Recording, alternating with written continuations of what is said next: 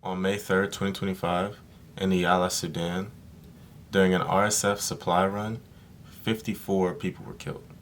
51 of those being RSF members, 2 being employees of the Occidental Support Services, which is a company controlled by former U.S. Army veteran Stephen Shallis.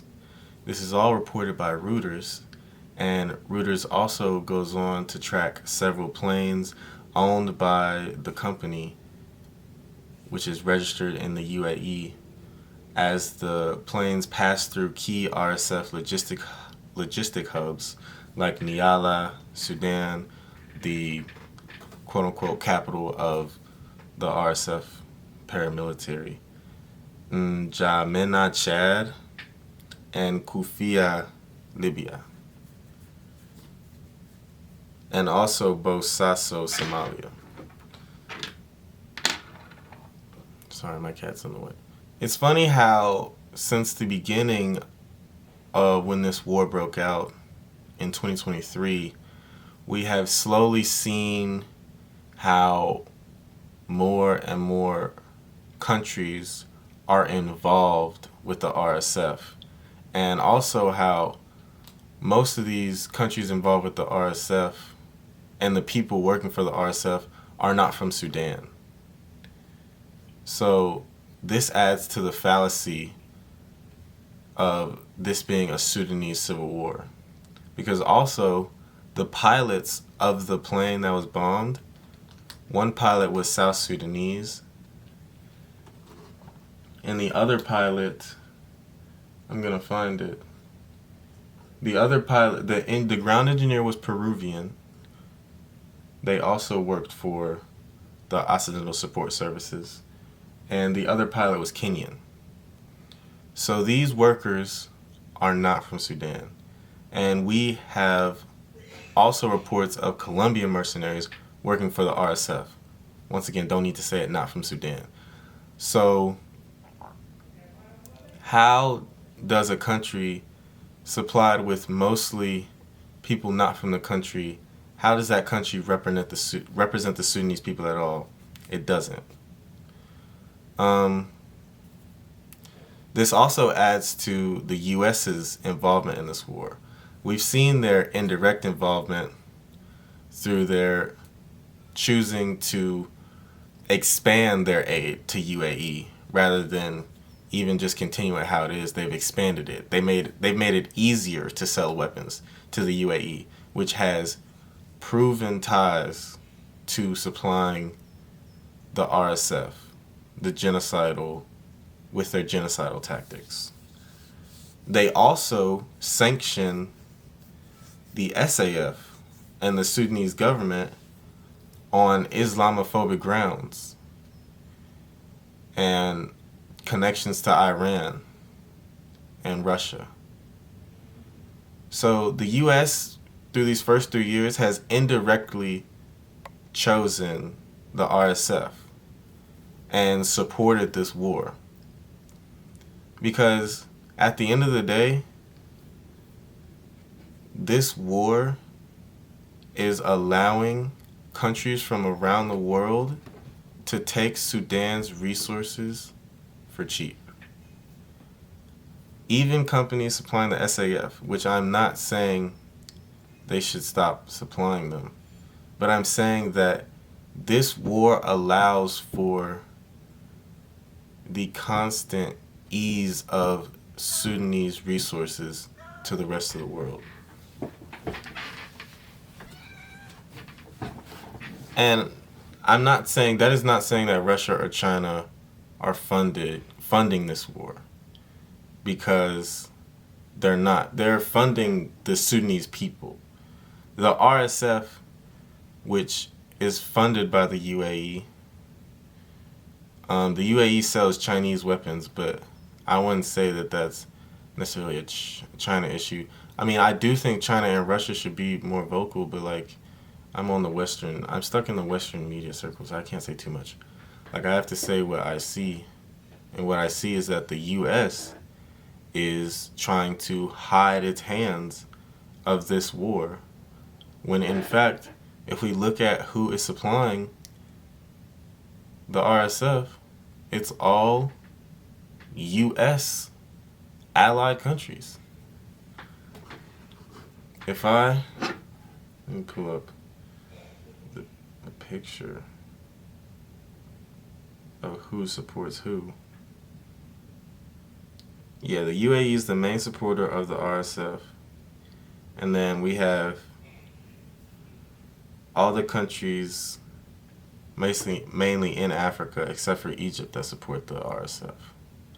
And that have either provided mercenaries or troops or supported them through weapon delivery for the UAE. So the UAE really has been using African countries to supply the RSF, while Saudi Arabia, Egypt, Iran, Turkey, and Russia, they just send it straight to the Sudanese armed forces in Port Sudan.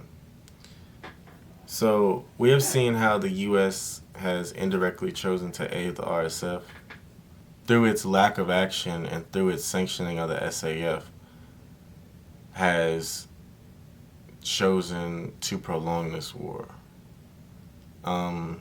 Especially when we know the capabilities of the United States, and especially when we know how much our country loves to point the finger at other countries like Cuba and Iran for humanitarian rights issues in Afghanistan. They like to point at, and China, they like to point at countries and say, y'all need to get your act together or else. But they are very silent on the Sudanese war, on the RSF's war on the Sudanese people. They are very silent.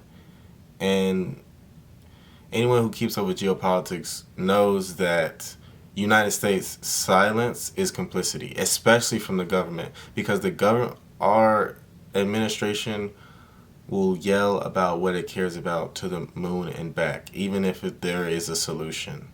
So for me and for plenty of other people, we have all seen that as the U.S. choosing the side of the RSF. But this shows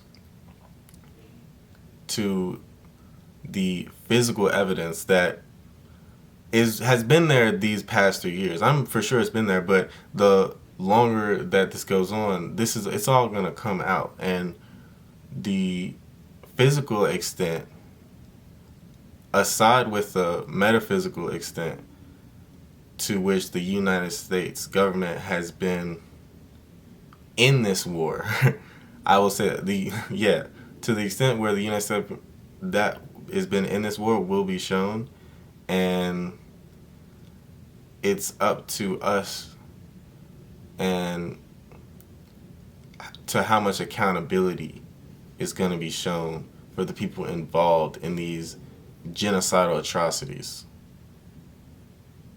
That might not be a word. But yes. Yeah, I guess genocidal is an adverb or something. Adjective. But who will pay? And in our society, it's hard. It's hard for us to get accountability. But what we have to do is log it and remember it, especially with election season coming up. And that is some information on the Sudanese war. I don't know what to call it. I guess Sudanese war. War on Sudan. That's what I want to call it. I want to call it war on Sudan because the camera's right here. The war on Sudan, because that's what it really feels like. The war on Sudan by the UAE-backed RSF. UAE-backed, and who backs the UAE? The United States government. And also Israel works with the UAE.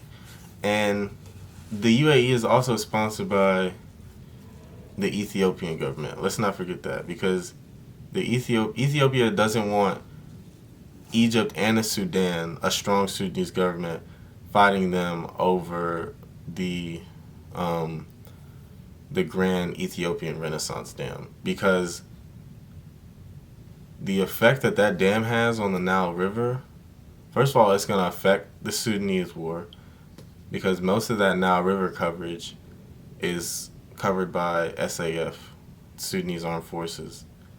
And it also is going to affect Egypt. So Ethiopia's on the side of RSF. And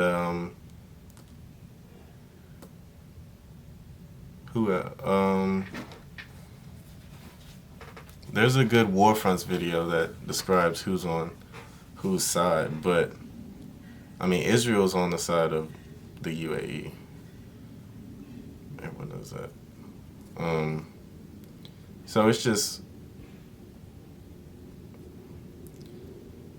this web, really, of countries that want an unstable Sudan. That's how I see it. Like, all the countries that are supporting the RSF, are hiring the RSF, are filling the RSF with mercenaries and supplies, they want an unstable Sudan because that helps in their long-term plans. Now, we know Israel hates Iran, and they were trying to remake West Asia. So that makes sense. And the U.S. is trying to act like it's not there because they know it's genocide, but they're also colonialists. That makes sense. The UAE wants the gold and wants the resources for cheap.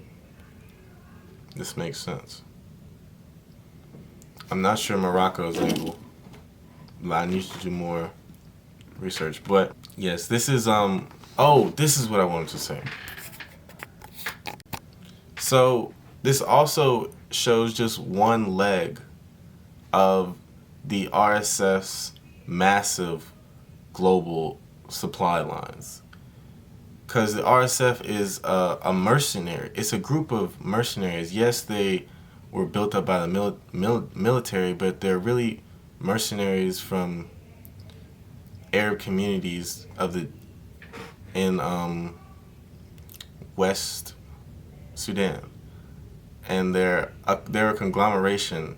But as they've grown from being the Janjaweed to the RSF, they've gained more mercenary groups. They've gained more supplies. So the RSF. I mean, you're told by a lot of Sudanese people, but the RSF is not made of Sudanese fighters. Even the leader isn't from Sudan. Hameti. Even he's not from Sudan. So the RSF, but it also goes to show how the RSF is a conglomerate of just mercenaries from a bunch of other countries. You know what I mean? Like, just people from, just like war fighters that were hired by other countries to just join this sort of group and be this mercenary group that, you know, that a country can back and say, go fight for us. Go fight behind this banner. And the thing is, the media, because the media controls how people think, they've able to make people think that the RSF is a Sudanese origin organization and ideology. But it's not. It's just, if you look at the history of RSF, it's not Sudanese. It's been genocidal since its creation.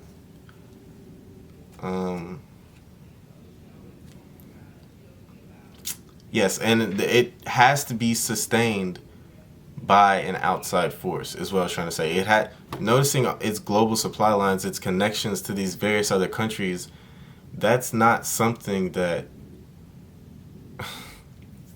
one mercenary group could do on their own. Like, they need support from a lot more logistics hubs. Like, do you get what I'm saying? Like, there's no way this group that was an extension of the military in the Sudan, and not even like an equal extension, but that's this extension from group of the military from Sudan, is able to just, without any help from an outside source, track all these logistics incomings of mercenaries of arms from how many countries? From Chad, Libya, South Sudan, Ethiopia,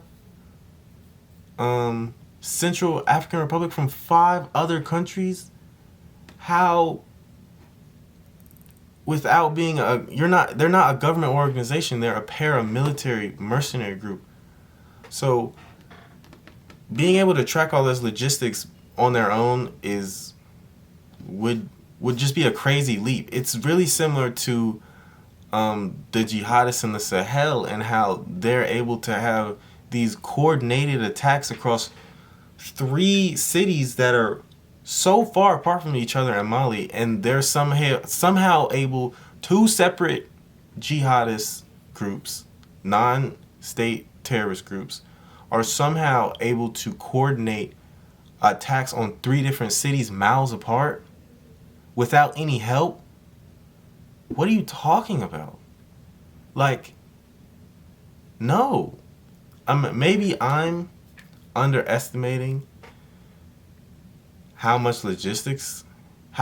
important logistics is, but I'm just simply not. Because, like, to be able to do all this, what the RSF is doing for 3 years, takes money. It takes telecoms equipment. It takes an infrastructure to do this. And yes, airports and airplanes, that's a simple infrastructure. You just fly it through, especially when there's no air control in the SAF. The SAF doesn't control all the air over these 5 other African countries. So, of course, Somalia as well, 6. So, of course, it's like, what are you going to do? But then that also goes to the extent of how is the RSF keeping track of all these logistics? Because they're getting help from the UAE, the US, probably Israel. It's just such a large operation, what they've become. They have had to be getting help. People don't understand how complicated war is. How complicated keeping troops satisfied, keeping troops trained, keeping troops full with ammunition and fully supplied. Like, you don't go from a little mercenary group who's not in control of the government resources. You don't go from an extension of the military in one country to being able to supply yourself through global supply networks through 6 other African countries. Like, that requires someone helping you from the outside. And for some reason, the media wants to act like the RSF just had all this power. And it's like, no. Yes, they've been paid, but the scale that they're fighting at is crazy. They're like almost fighting their own. They're fighting their own war with a bunch of other people's help. But it's like saying that a military group just somehow starts fighting its own war. It's just wild, the conception. Okay, I gotta stop. Okay. Anyways. The RSF, what I was trying to get at is that at the beginning of this war, the RSF on its own did not have the capabilities to suddenly be able to recruit missionaries all the way out from Colombia. That is something that can only be gained, that extension of logistics power can only be gained through some external backing from some country. That country being the UAE, as we know, and it being USA compliance, United Kingdom compliance, and allowing this because they know what's happened. People have been telling them, but they're quiet for a reason because they support it. Because once again, they're really loud about stuff that they don't want to support in Cuba, Russia, China, so on and so forth, Nigeria, even like that's your own vassal state, and you're telling them why are Christians getting killed? Like what? So, it's a